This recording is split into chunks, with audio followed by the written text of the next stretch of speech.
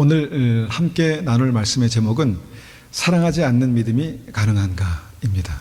사랑하지 않는 믿음이 가능한가. 오늘은 이제 그 주님 앞에서 깨어있는 것이 무엇인가, 어떻게 하면 깨어있을 수 있는가에 대한 마지막 시리즈입니다. 그래서 우리가 그 제목을 아주 구체적으로 사랑하지 않는 믿음이 가능한가라고 이렇게 적었습니다. 여러분 어떻게 생각하십니까? 믿음은 있는데, 구원받았는데 정말 우리 안에 주님께 살아 계신데 사랑하지 않는 것이 가능할까요?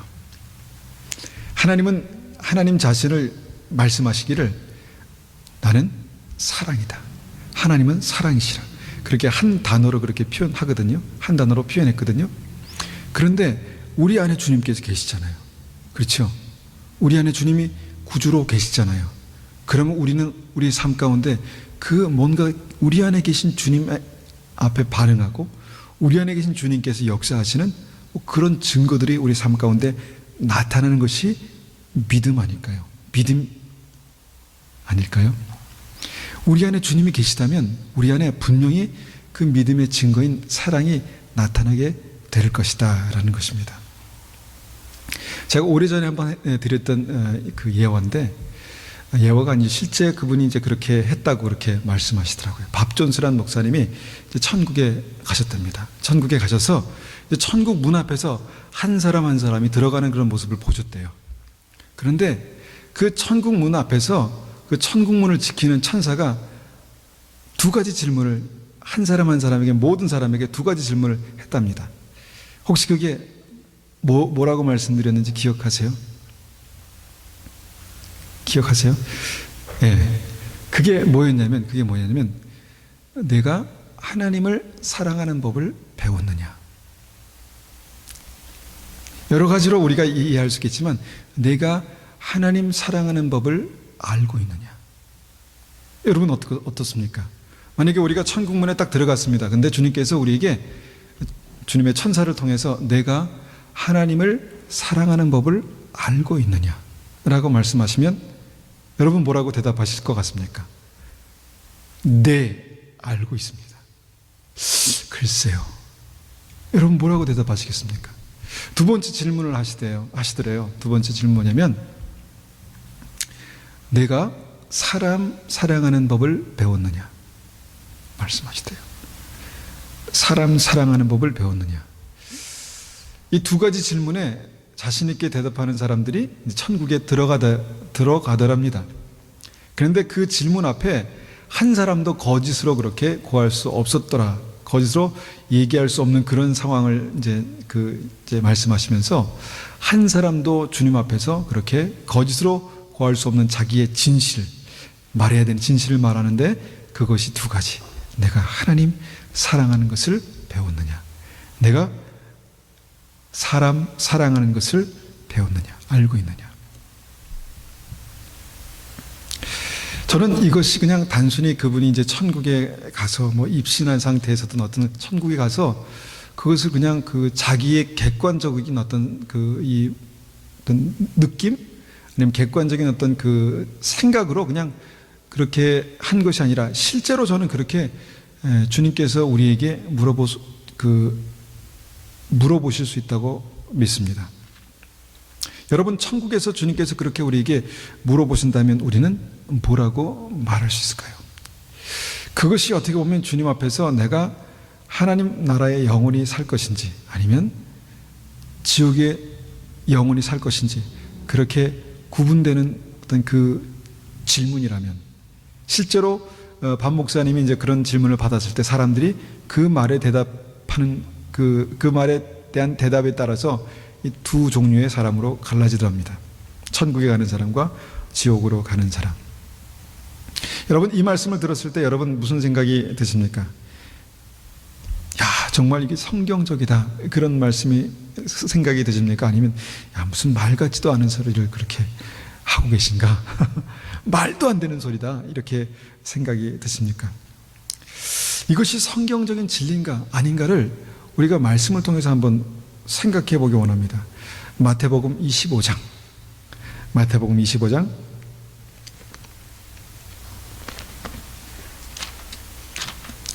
자, 이것이 진짜 성경에서 일어나는, 하나님의 나라에서 일어나는 그런 일을 말씀하는 것인가, 아니면 그냥 주님께서 그냥 어떤 목사님에게 그냥 어떤 개인적인 말씀을 하시기 위해서 주신 것인가, 우리가 생각해 볼 수 있는 말씀입니다. 31절. 자, 마태복음 25장 31절.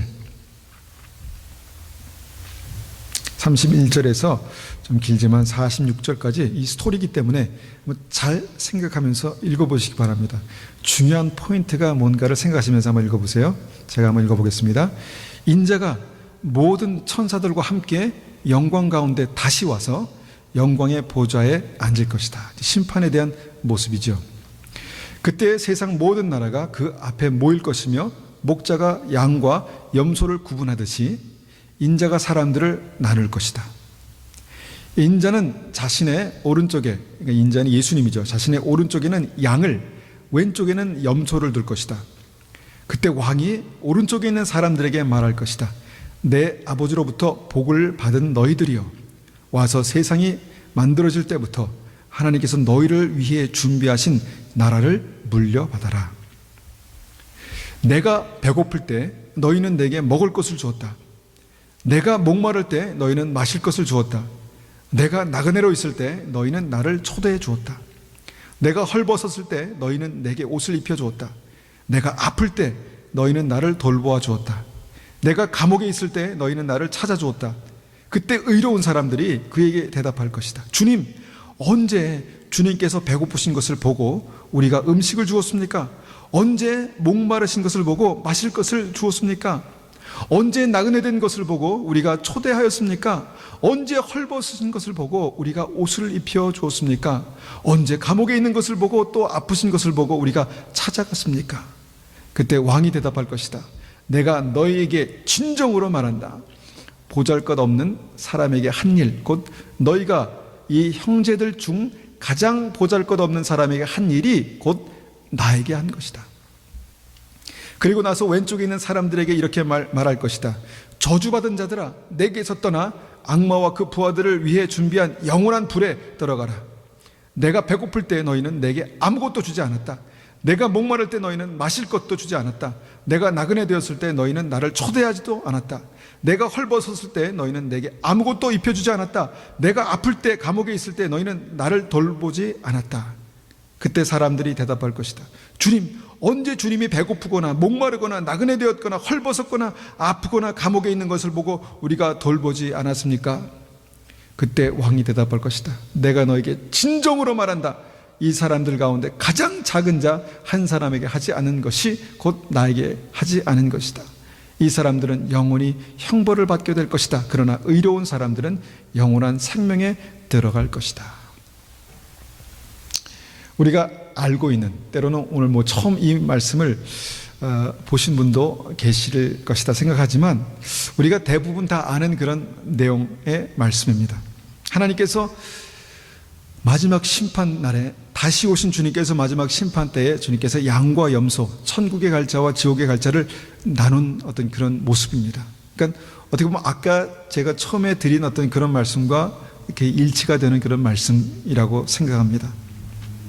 그런데 우리가 좀 고민이 되는 부분이 뭐냐면 주님께서 그 기준, 그 나누시는 기준을 우리가 내가 나를 믿느냐, 내가 나를 믿느냐 그렇게 말씀하시면 우리가 알고 있는 보통 믿음의 기준과 딱 맞지 않습니까? 두 번도 생각할 필요 없이. 근데 내가 나를 사랑했느냐, 아까 네가 나를 사랑하는 것을 배웠느냐, 사람을 사랑하는 것을 배웠느냐, 그 질문과 비슷한 질문을 하셨다는 것입니다. 이것이 어떻게 보면은 주님께서 우리의 믿음을 판단하시는 어떤 기준을 지금 우리가 보고 있다는 것이죠. 그것이 뭐냐면 가장 작은 자, 가장 보잘것없는 자, 가장 허접한 자, 그 사람에게 한 나의 행동이 그 심판의 기준이 되고 있다는 것입니다. 배고픈 사람, 목마른 사람, 나그네 같은 그런 사람들에게 내가 먹을 것을 주고 마실 것을 주고 따뜻하게 해준 것, 가난한 사람, 또 아픈 사람, 심지어는 자기의 죄 때문에 감옥에 갇힌 사람들을 따뜻하게 돌보아 준 것이 여러분 오늘 말씀 보니까 심판의 기준이 되고 있다는 것입니다. 이것이 앞에 믿음에 대해서 다른 곳에 로마서나 다른 곳에서 믿음에 대해서 말씀하신 것과 어떤 관련이 있단 말입니까? 믿음이 있어야 예수님을 구주로 영접해야 천국 가는 거 아니겠습니까? 그런데 가난한 사람에게 한 어떤 나의 행동, 가난한 사람을 향한 나의 중심, 그것이 심판의 기준이 되고 있는 모습을 보고 있습니다. 이 말씀을 우리가 잘못 이해하면 믿음이 아니라 선한 행위로 구원받는 것입니까? 라는 질문을 다시 하게 됩니다. 믿음으로 구원받는 줄 알았는데 선한 행동으로 구원받는 거 그것이 맞지 않습니까? 그런데 우리는 아마 오랫동안 우리가 말씀을 나누고 이 말씀을 들었던 그런 분들은, 함께 이 말씀을 나눴던 분들은 우리의 믿음은 반드시 삶으로 나타나는 것을 우리가 계속해서 나눴습니다. 그래서 특별한 얘기가 아닐 것입니다. 우리의 믿음은, 살아있는 믿음은 반드시 삶으로 나타난다는 것입니다. 예수님을 구주로 영접한 사람은 반드시 그 증거가 나타나는데 그것이 뭐라고요? 사랑하는 것. 정말 주님께서는 특별히 이 말씀을 통해서 가장 보잘것없는 사람, 가장 작은 사람을 사랑하는 그것을 가지고 내가 믿음이 있는지 믿음이 없는지, 내가 보잘것없는 사람을 사랑하는 것을 가지고 심지어는 내가 나를 사랑하는구나 라고 그렇게 말씀하실 수 있는, 더 나아가서 그것으로 사람을 그렇게 심판하시는 그런 기준이 되고 있다라는 것입니다. 여러분, 이 사랑이 뭘까요? 이 사랑, 이 사람들을 사랑하는, 그 가장 작은 자, 보잘것없는 사람을 사랑하는 이 사랑이 뭘까요? 이 사랑이 바로 성경에서 말씀하시는 그 생명, 열매의 핵심, 그 사랑입니다. 하나님은 사랑이시라. 나를 사랑하지 않는 자는, 그러니까 이제 보통 우리 삶과 사랑하지 않는 자는 하나님을 알지 못한다. 이 사랑이라는 것입니다.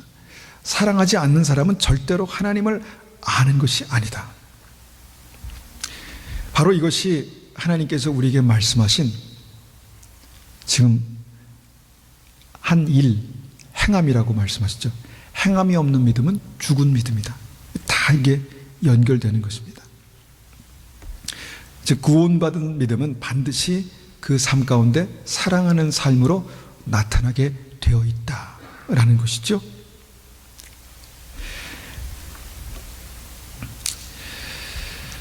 그렇다면 여기서 중요한 사실은요, 주님께서 양으로 구별하신 의로운 사람들이나 지옥 갈 사람들로 그렇게 말씀하신 그 염소들이나 모두 이 사랑의 심각성을 몰랐다는 것입니다. 잘 몰랐습니다. 사랑하는 것이 이렇게까지 주님께 중요한 것인가를 몰랐다는 것입니다. 그렇다면 우리는 지금 복받은 거예요. 복받은 겁니다. 사랑하는 것이 이렇게까지 중요한 것이구나를 알고 있잖아요.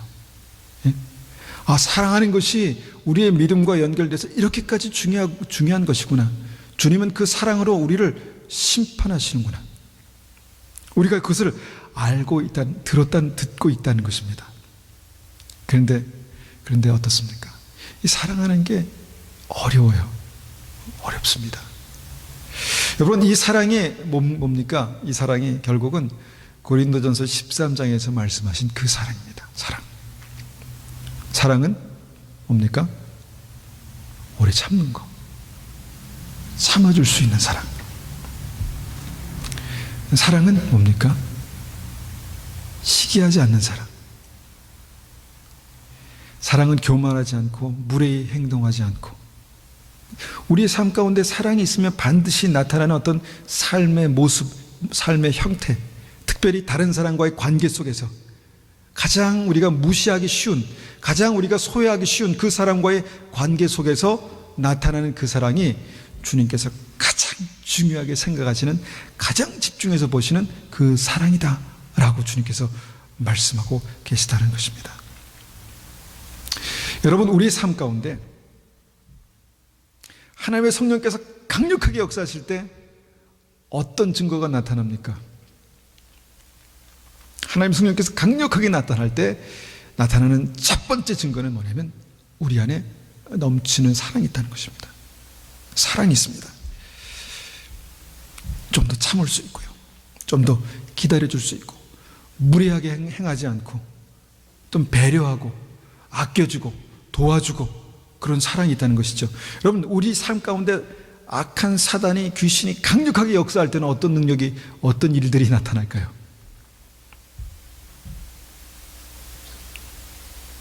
정반대 현상이 나타납니다.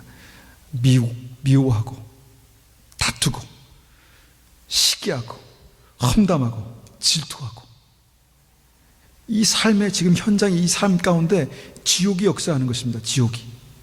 여러분, 하나님의 나라가 임한 것과 지옥이 임한 것은 너무도 분명하게 그렇게 차이가 납니다. 우리의 삶 가운데 매일매일 지옥이 역사하면 우리는 그것을 빨리 바꿔야 합니다. 어떻게, 무슨 방법을 써서든지 우리의 삶 가운데 하나님의 나라가 임하도록 우리는 바꿔야 합니다. 왜냐하면 그것이 내가 살아있는 증거를, 내가 정말 주님께서 심판하실 때 보시는 바로 그 부분을 우리가 나타내고 있기 때문에 그렇습니다. 여러분, 이 사랑하는 것이 쉽습니까? 어렵습니까? 쉽습니까? 어렵습니까? 쉬워요? 어려워요? 내가 사랑하고 싶은 사람, 사랑하기 쉬운 사람은 쉬워요. 근데 사랑하기 쉬운 사람, 사랑했던 사람일지라도 여러분, 순간 어떤 사건을 통해서 원수가 되는 게 우리 아닙니까? 처음에 막 좋다가 막 깔깔거리고 막 뭔가 전부를 다 줄 것처럼 그러다가 한순간 내가 상처받고 한순간 내가 무시당하면 어떻습니까? 갑자기 원수가 되는 것이 이 우리입니다. 우리. 그런데 그것을 뛰어넘어서 사랑을 배우고 뛰어넘어서 사랑을 이루는 것이 우리의 믿음이다 라고 성경은 말씀하고 있습니다. 여러분, 그렇다면 우리가 한번 여기서 또 다른 질문을 드려봅니다.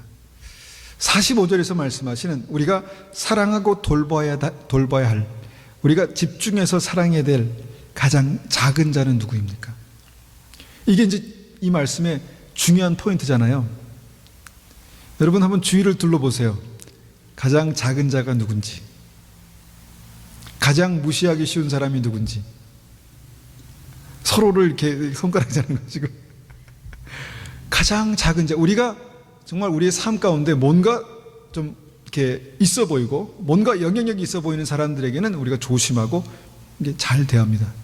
그런데 우리가 이렇게 쉽게 무시할 수 있는 그 사람들이 누군지 한번 돌아보십시오. 그 사람이 바로 그 사람입니다. 그 사람을 내가 깊이 사랑하는 것을 배워야 우리는 우리의 삶 가운데 출애굽해서 광야를 지나서 하나님 나라에 들어갈 수 있는 그 믿음이 된다는 것입니다. 이 기간이, 이 상황이 이거 쉽지 않다는 것입니다. 여러분, 너희 형제들 중에 가장 보잘것없는 자, 그 사람이 우리가 정말 두렵고 떨림으로 구원을 이루어야 될 대상입니다. 가장 작은 자는요, 멀리 있지 않습니다. 멀리 있지 않습니다. 가장 작은 자는 늘 내 가까이 있습니다. 내가 가장 무시하고, 내가 가장 함부로 대하고, 내가 가장 업신여길 수 있는, 소홀히 여길 수 있는 그 사람. 가장 작은 자는 항상 내 가까이에 있다는 것입니다. 여러분, 여기서 가난한 자, 목마른 자, 여러분 지금 물이 이렇게 넘쳐나는데 목마른 사람이 누가 있을까요? 지금 먹을 것이 이렇게 넘쳐나는데 배고픈 사람이 어디 있을까요? 그런데 있습니다. 그의 정서가요, 그의 정서가 이렇게 너무너무 메말라 있는 분들이 있습니다. 정서가 메마르고 황폐하고 참 안 됐다 이렇게 쳐다보고 있으면 안 되는 거 아시죠? 네, 그런 사람들이 있습니다. 상황이 너무 배고픕니다. 상황이 너무너무 목마릅니다. 여러분, 인격이 저를 뚫어지게 인격이 부족합니다. 인격이 부족합니다. 인격이 부족합니다. 아우, 저런 사람 좀 멀리 있으면 좋겠다. 인격이 부족한 사람들. 여러분, 이렇게 내 주위에 그렇게 가난하고 소외되고 목마르고 광야와 같은 그런 돌봐야 될 사람들이, 사랑해야 될 사람들이 많이 있다는 것입니다. 가족 안에도 있습니다. 그렇지 않아요? 가족 안에도 있습니다. 교회 안에는 물론 있습니다. 교회 안에도 있고 내 가까운 주변에 그런 사람들이 있는데, 중요한 것은 뭡니까? 이분이 예수님이라는 것입니다. 성경은 굉장히 허를 찔러요. 그분이 예수님이다. 한번 예수님 바라보십시오. 한번. 자, 주위에 있는 예수님을 한번 바라보십시오. 아무도 자, 주변에 있는 예수님 한번 바라보십시오. 내가 너무너무 쉽게 대하고 너무너무 정말 늘 상처 주고 늘 무시하고 그냥 짓밟아도 그냥 늘 아무렇지도 않았던 그 사람이, 주님께서 말씀하시기를 그 사람이 바로 나다. 이 말씀이 그 말씀이잖아요. 네가 믿음이 있느냐? 그러면 그 사람을 네가 어떻게 사랑했는지 나에게 대답해 봐라. 이거 어려운 거예요. 사랑할 만한 사람, 사랑할 가치가 있는 사람은 사랑하는 것은 어렵지 않습니다. 가장 작은 자, 가장 소외된 자, 내가 함부로 할 수 있는 사람, 그 사람을 사랑하는 것이 진짜 믿음이라고 성경에 말씀하고 있습니다. 여러분, 제가 교회를 시작할 때 한동안 하나님 앞에 간절히 드렸던 기도가 있었습니다. 제가 성령의 강력한 역사들을 경험하고 하면서 제가 한 가지 소원이 있습니다. 뭐냐면 예수님을 만났으면 좋겠다. 내가 기도하면 주님께서 딱딱딱 걸어오셔가지고 사랑하는 아들아 하면서 내 손을 딱 일으켜주시는 그런 장면을 생각하면서 늘 제가 기도했던 게 뭐냐면 예수님을 만나게 도와주십시오. 꿈에서건 예배드리건 기도 가운데건 주님 예수님을 만나게 도와주십시오. 그렇게 계속해서 기도했을 때 주님께서 이렇게 주님께서 이렇게 찾아오셨을까요? 없었습니다. 그게. 그래서 제가 좀 한참 기도하다가 이 기도가 아닌가 보다. 그래서 기도를 제가 거기에 대해서 기도하지 않았습니다. 그런데 그 기간 동안에, 지금 생각해 보면 그 기간 동안에 특별한 사건들이 많이 있었습니다. 뭐냐면 우리가 예배 드리고 있으면요, 누가 쑥 들어와요. 누가 들어올까요? 홈리스 아저씨들이 쑥 들어옵니다. 깨지자고 냄새나고, 늘 들어오면 저 사람이 들어와서 뭘 훔쳐가지 않을까 늘 생각했어요. 그래서 쑥 들어오면 한 분이 집사님이 따라 붙어가지고 늘 이렇게 했다는 것이죠. 저도 제가 만난 사람도 상당히 많고요. 계속해서 홈리스가 왔습니다. 그러면서 저는 짜증났죠. 왜냐하면 들어와가지고 돈도 훔쳐갔어요. 막 이런 데 숨어 있기도 하고. 그래서 막 이걸 어떻게 이제 해야 될까 하는데 그런 생각만 하고 있었는데, 요새 홈리스 안 들어오죠. 왜 안 들어올까요? 왜 안 들어올까요? 제가 요새 기도를 안 했거든요. 주님 만나게 해달라고 기도를 하지 않았습니다. 그러니까 한 6개월 전까지 그런 기도를 하지 않았습니다. 그랬더니 그분들이 안 오시더라고요. 희한하게 제가 기도할 때마다 그분들이 오고, 기도 안 하면 그분들이 안 오고. 제가 이제 알았습니다. 홈리스가 오면은 최대한 따뜻하게 해드려야 되겠다. 그래서 제가 기도도 해드리고, 5불 있으면 뭐 살지 알지만 그냥 내어드리고, 그렇게 이제 해야 되겠다 생각을, 정신 차리고 이제 조금 이제 생각을 가다듬어서 그렇게 하게 됐는데, 제가 한 몇 개월 전에 다시 기도를 시작했습니다. 긴장하세요. 또 들어올 거예요. 주님을 만나게 도와주십시오. 새벽 기도에 그런 마음이 드는 거예요. 주님을 만나게 도와주십시오. 주님을 만나게 도와주십시오. 이왕에 이 길을 가는 거 주님 한번 만나고 와야 되지 않겠습니까? 주님을 만나게 도와주세요. 그렇게 기도했었습니다. 그러고 나서 한 2주 정도 지났는데, 제가 사무실에서 이제 제가 들은 분도 계시겠지만, 사무실에서 이제 그 주일 토요일 날 준비를 하고 있었습니다. 제가 토요일 날 준비할 때는 아무도 없어요. 조용해요. 문은 다 잠겨 있어요.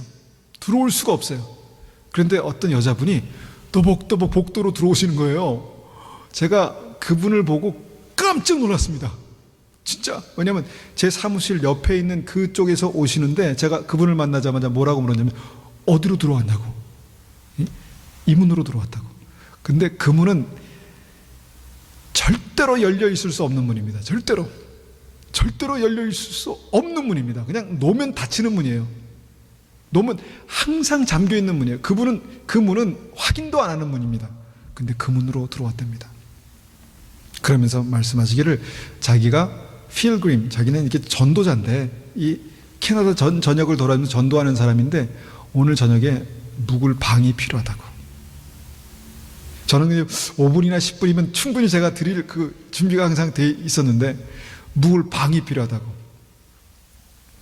그래서 제가 뭐 곤란한 표정을 짓고, 참 지금은 어렵다는 그런 표정을 지으니까, 여기 앞에 가면은 한 40불, 50불 정도면 인을 구할 수 있는데, 방을 구할 수 있는데, 그 부분 좀 구해줄 수 있냐고. 내가 지금 돈이 없는데요. 그러면 누구 성도님들한테 전화해가지고 좀 그렇게 해줄 수 있냐고. 제가 전화를 드렸을까요? 전화를 못 드렸어요. 저기 집사님 죄송하지만 50불 갖고 이게 좀 오셔서, 이게 말이 됩니까? 좀 어렵더라고요. 그래서 제가 딱 생각하기를, 지금 저희 집에 그 시간에 손님이 오기로 돼 있거든요. 그래서 이분을 빨리 좀 보내야 되겠다. 왜냐면 지금 얼른 정리하고 가서 지금 집에 손님을 맞아야 되는데, 그래서 죄송합니다. 오늘은 안 되겠습니다. 요 앞에 셀베이션 아미 한번 물어보세요.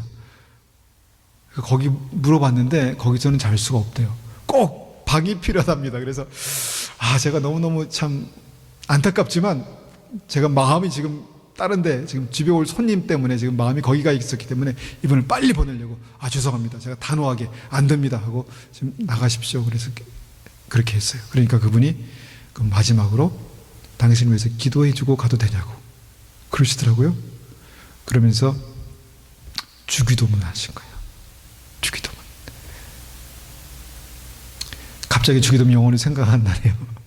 영어로 주기도문을 다 하시는데, 제 마음 가운데 어이쿠, 그런 생각이 드는 거예요. 이미 때는 늦었지만 어이쿠, 그런 마음이 드는 거예요. 제가 깜짝 놀랐습니다. 깜짝 놀라고, 그분을 떠나보내고 나서 제가 한 5분 있다가 다시 그분한테 갈까? 찾을까? 그래서 제가 밖에 나왔어요. 그분 없더라고요. 물론 그분이 예수님일 수도 있고 아닐 수도 있습니다. 근데 오늘 말씀 보니까 주님은 분명히 그렇게 찾아오신다고 말씀하시고 계십니다. 전 아직도 그게 걸려요. 그때 제가 그냥 50불 정도 쓰는 게, 물론 여러분들에겐 큰 돈이겠지만 50불 정도 쓰는 게 뭐 그리 대단한 일이라고, 좀 내가 이런 사정이 있어서 늦으면 늦는다고 그렇게 얘기하고 가면 되는데 뭐 그리 대단한 일이라고 내가 이분을 그냥 보내드렸을까. 그냥 그분이 그렇게 하실 때 속는 셈 치고 내가 이분에게 방을 하나 구해드렸으면 얼마나 좋았을까, 이런 생각이 듭니다. 여러분, 주님은요 분명히 지금도 우리를 찾아오십니다. 주님 만나고 싶어요. 주님, 내가 주님을 만날 수 있도록 도와주세요. 그러면 분명히 주님은 우리를 찾아오십니다. 분명히 주님 찾아오십니다. 배가 고픈 모습으로, 쉴 곳이 없는 사람의 모습으로, 때로는 병든 모습으로, 때로는 죄가 있는 모습으로, 때로는 우리가 너무너무 잘하는 사람인데 정말 안타까운 상황 가운데 있는 그 모습으로 우리 곁에 찾아오신다는 것입니다.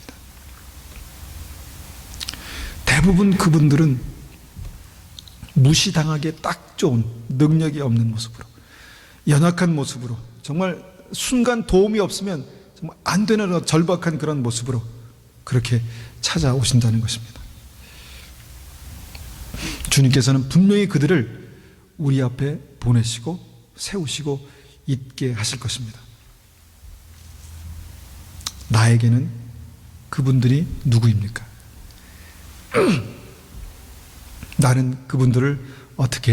나는 주님을 어떻게 만나고 있습니까?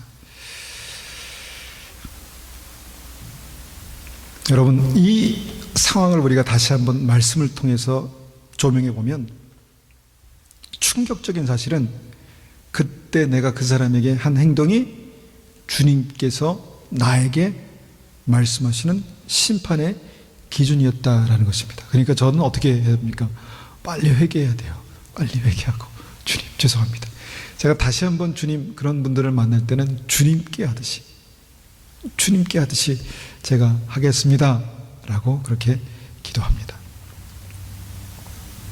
여러분, 나는 그러면 그분들을 만났을 때 어떻게 해야 할까요? 여러분의 눈에 그런 사람들이 보인다면, 정말 나의 도움이 순간 필요하고 내가 도와야만 될 것 같고 내가 같이 있어줘야만 될 것 같은 그 사람이 있다면 여러분 어떻게 해야 합니까? 핵심은 뭐냐면 그분들을 예수님 대하듯이, 예수님처럼 그렇게 섬기라는 것입니다. 그러면 주님께서 그 섬김을 받으시겠다는 것입니다. 그 사람은 죄가 있는 그런 모습으로, 연약한 모습으로 내 앞에 나타날지라도 내가 그 사람을 예수님 대하듯이 대하면 그 영광을 받으시겠다는 것입니다. 세 번째 질문은 이것입니다.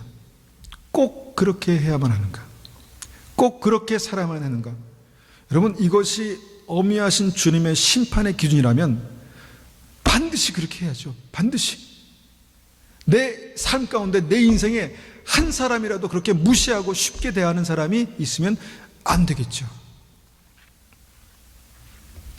이것은 단순히 선행이 아닙니다. 선행이 아니라 이것은 믿음입니다. 믿음. 예수님을 구주로 영접한 사람들의 정말 믿음입니다. 예수님이 정말 주인이 된 사람들에게 주님께서 말씀하신 명령입니다. 네가 나에게 어떻게 했니? 나를 어떻게 대했니? 네 믿음이 바로 너의 삶 가운데 어떻게 했니에 대한 그 모습이다라고 주님께서 말씀하시는 것입니다. 여러분, 내가 그렇게 살면 어떻게 될까요? 내가 그렇게 살면 어떻게 될까요? 사람들은 내 안에 계신 예수님을 볼 것입니다. 아, 참 저 사람 귀하다. 저분 안에 예수님이 계시구나. 예수님을 볼 것입니다. 그리고 주님께서는 나의 중심을 볼 것입니다. 아, 내가 진정으로 나를 대하듯이 작은 자, 소외된 자, 그들을 대했구나. 그러면 그렇게 순종한 이들을 주님께서 영원한 하나님의 나라로 이끄시겠다라는 그런 말씀입니다. 여러분, 이렇게 사는 것이 쉬울까요? 쉽지 않을까요? 내추럴하게는 어렵습니다. 그렇게 살고 싶지 않습니다. 귀찮습니다. 꼭 그래야 하나? 내가 꼭 이 순간 그렇게 이 사람에게 해야 되는가? 여러분, 달란트 비유에 대해서 우리가 지금 계속 시리즈로 어떻게 하면 끼어 있을 수 있는가, 끼어 있는 믿음을 가질 수 있는가에 대해서 설명하면서 달란트 비유를 우리가 설명드렸습니다. 이 달란트에서 핵심이 뭡니까? 나의 소중한 것을 인베스트먼트, 투자하는 것입니다. 투자. 무엇을 위해서 투자합니까? 늘 우리는 나의 소중한 것을 투자할 때는 나의 행복을 위해서 투자했습니다. 그죠? 그런데 우리가 말씀을 통해서 나누는 것은 무엇입니까? 주님의 행복 위해서 투자하는 것입니다. 만약에 이것이 우리에게 진짜 하나님의 말씀으로 우리의 마음 가운데 새겨진다면 우리 주위에 있는 모든 작은 자들은 나의 삶 가운데 영생을 향한 투자의 대상들입니다. 그렇지 않을까요? 자, 우리 서로를 바라보십시오. 이렇게 뒤에 있는 작은 자, 옆에 있는 작은 자, 작은 자들을 바라보십시오. 아, 저 사람은 왜 저래? 그러면 왜 저래라고 하는 그것을 섬기면 됩니다. 목이 마른 거예요. 그럼 물을 갖다 주면 되잖아요. 배가 고픈 거예요. 그러면 먹을 것을 갖다 주는 거예요. 저 사람은 왜 저래? 저 인간은 왜 저럴까? 그러면 그 부분을 공급해 주면 되는 것입니다. 그렇지 않을까요? 그러면 주님께서 어떻게 하신다고요?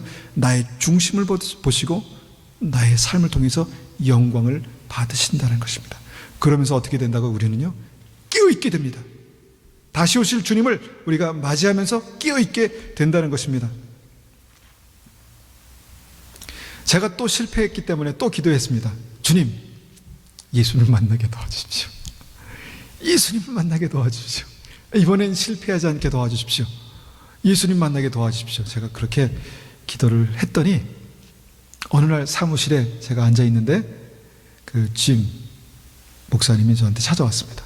밖에 한국 사람이 있는데 밖 길거리에서 이렇게 추운 날 1월 달 초에 전도하고 있다라는 걸 피켓을 걸고, 그러니까 자기는 좀 불편한데 한번 가보라는 것입니다. 가봐서 좀 그 사람은 왜, 누구, 나와 관련 있는 사람인지 왜 여기 와 있는지 좀 알아봐 달라고 그렇게 부탁을 했습니다. 그래서 제가 밖에 나갔죠. 그러니까 추운데 어느 할아버지, 목사 할아버지, 그분이 나중에 알고 보니까 은퇴한 목사님이었어요. 할아버지가 이렇게 나와서 피켓을 들고, 그 쌩쌩 지나가는 차들이 뭘 보겠습니까? 조그만 글씨를 보겠습니까? 그런데 그걸 들고 서 있더라고요. 1시간 동안 서 있더라고요. 사모님은 이제 그 주위에서 이렇게 계시고, 제가 그분께 잠깐 제 사무실로 들어오시라고, 그러니까 이거 끝내야 된다고. 그래서 1시간 다 채우시더니, 이제 뭐 1시간을 채우신 2시는 모르겠습니다. 하여튼 그 시간을 다 채우시더니 사무실로 들어오셨어요. 그래서 제가 차를 정성스럽게, 따뜻하게 이제 해서 쫙 드렸습니다. 보니까 이제 주님, 그분이 이제 그렇게 말씀하시더라고요. 내가 보통 이렇게 초대하고 들어오라 그러면 안 들어가는데 오늘은 꼭 들어가고 싶었대요. 그러면서 들어오셔서 하여튼 여러 가지 얘기를 나눴습니다. 그러면서 제가 이 대화 가운데 이분을 통해서 뭘 봤냐면 예수님을 봤습니다. 이분의 말, 이분의 태도, 이분의 중심에 예수님이 계시더라고요. 이분이 왜 그렇게 비효율적으로 전도하시나? 무거운 그것을 들고 전도하시나? 누가 본다고? 그런데 이분을 만나서 얘기해 보니까 이분의 중심에는 예수님이 계시더라고요. 제가 그래서 그분을 통해서 예수님을 봤습니다.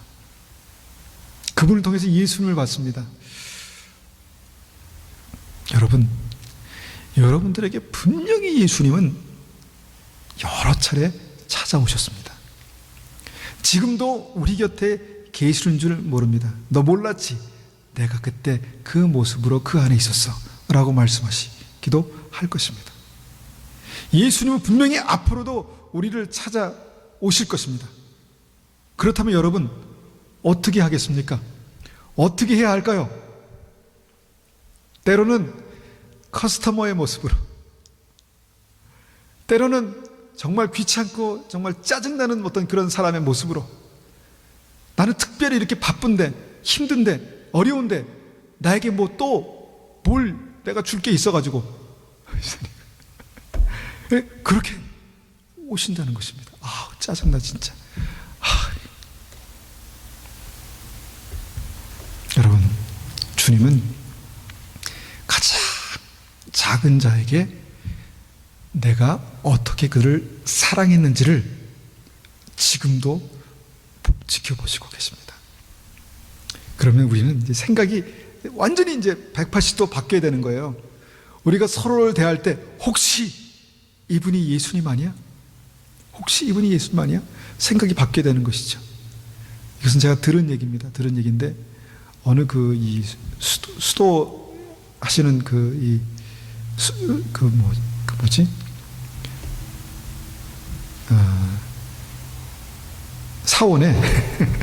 사원에 어떤 늘 그 좁은 공간에서 이렇게 여러 사람이 살기 때문에 막 치고받고 다투고 막 그런 일이 항상 있었나 봅니다. 그런데 거기에 어떤 전도자가 딱 와서 하는 말이 굉장히 신령한 전도자였나 보죠. 이 중에 예수님이 한 분 계십니다. 그랬대요. 그러니까 다들 내가 예수님이 아닌 건 다 알고 있으니까, 그죠? 여러분 예수님 아니잖아요, 그죠? 아니니까 혹시 저 사람 아니야? 혹시 저 사람 예수님 아니야? 그렇게 생각을 하기 시작했답니다. 그러니까 어떻게 했겠어요? 처음에 야 이거 먹어 이렇게 했던 것이 이거 드세요. 혹시 어디 불편한 거 없으세요? 이렇게 됐다는 것입니다. 왜냐하면 예수님이면 어떡하겠습니까? 예수님. 그런데 오늘 말씀 보니까 예수님이래요. 여러분, 우리가 서로에게 무시하고 서로에게 함부로 하고 그렇게 할 수 있는 사람이라고 생각하는 그 사람이 예수님이라면 이건 완전히 이게 생각이 확 바뀌어야 되는 것입니다. 그렇지 않습니까? 그런데 그 믿음을 가지고 살면은 우리가 끼어 있을 수 있습니다. 끼어 있을 수 있습니다. 우리의 믿음과 삶이 분리되는 것은 이것은 믿음이 아닙니다. 우리가 하나님이 사랑이시고 우리 안에 계시고 그렇다면 그 사랑이 나타나는 것이 당연하겠죠. 사랑할 수 없는데 어떻게 하나님을 알 수 있을까? 이것이 사랑하지 않는 자는 하나님을 알 수 없다는 것이 하나님의 말씀인데, 그죠? 그렇다면 우리가 우리의 삶 가운데 내가 정말 중요하게 붙들어야 될 것이 무엇인지, 오늘 말씀에서 정말 중요하게 붙들어야 될 것이 무엇인지를 우리가 오늘 하나 건진 겁니다. 아, 예수님을 대하듯이 사랑해야 되는구나. 가족 안에서, 교회 안에서 내가 무시하고 쉽게 대할 수 있는 사람들, 또 우리 주변에서 내가 무시하고 쉽게 대할 수 있는 가장 작은 자, 그 사람을 내가 예수님을 만나듯이, 예수님을 대하듯이 대하면 어떻다고요? 주님께서 그 사랑을 받으시겠다는 것입니다. 그리고 우리를 데려가시겠다는 것입니다. 여러분, 이 믿음 안에서 끼어있기를 축원합니다.